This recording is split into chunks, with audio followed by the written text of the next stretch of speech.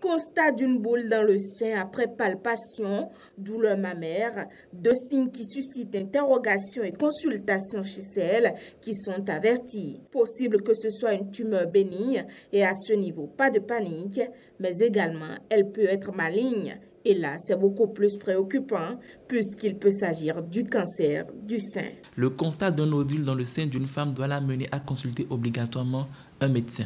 On n'arrive pas à mobiliser la peau sur la boule. L'existence d'ulcération, la tumeur a envahi la peau qu'elle a détruite. Quand on plisse la peau au-dessus de la tumeur, il apparaît des pores, exactement comme au niveau d'une peau d'orange. Et autre élément de gravité, l'existence d'écoulement du sang lorsqu'on fait la pression du mamelon.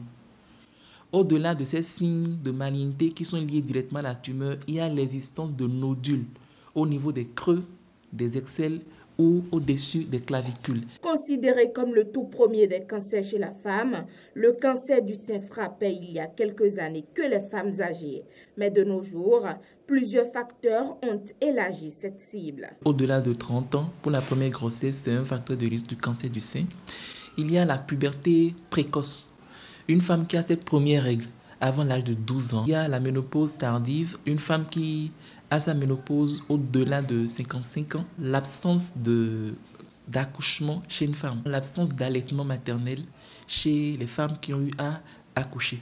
Un âge supérieur à 40 ans est considéré comme un facteur de risque du cancer du sein. Une femme dont la mère ou la tante a fait un cancer du sein ou un cancer de l'ovaire a un risque accru de faire un cancer du sein ou un cancer de l'ovaire. Il pourrait donc être héréditaire, évoluer en silence et se compliquer chez la jeune femme, raison pour laquelle toute modification au niveau du sein doit faire objet de consultation. Le tout premier examen, c'est la mammographie, c'est la radiographie des deux seins, l'échographie des deux seins et l'élément le plus important de tous, c'est le prélèvement de la tumeur avec examen au laboratoire. C'est au laboratoire qu'on va dire que oui, au niveau du morceau de tumeur, comme on voyait, il y a des cellules cancéreuses ou bien c'est des cellules bénignes.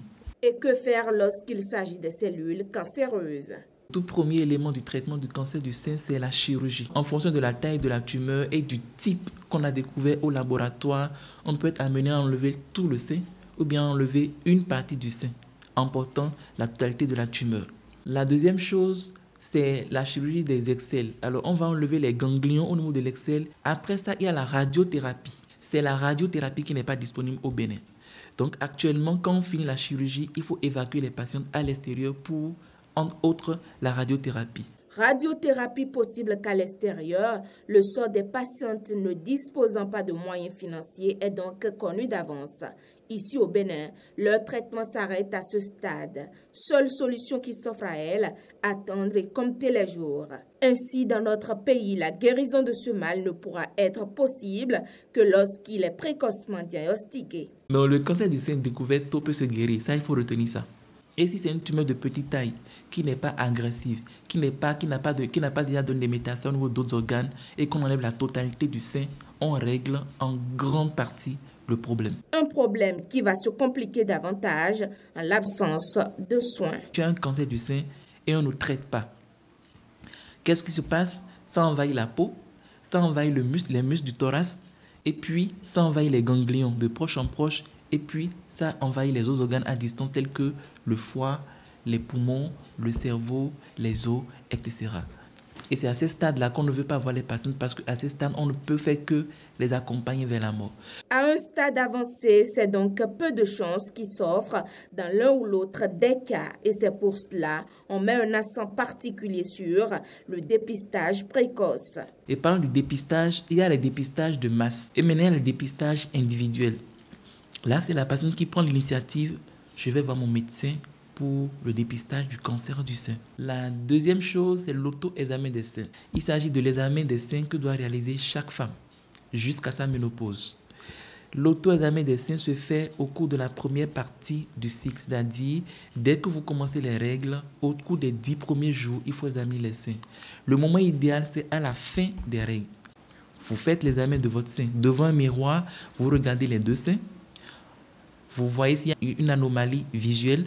Ensuite, vous palpez chacun des seins alternativement. Un auto-examen des seins qui s'apprend systématiquement en consultation gynécologique, c'est donc plus qu'une urgence afin de ne pas tomber dans les complications irréversibles de ce tueur silencieux, le cancer du sein.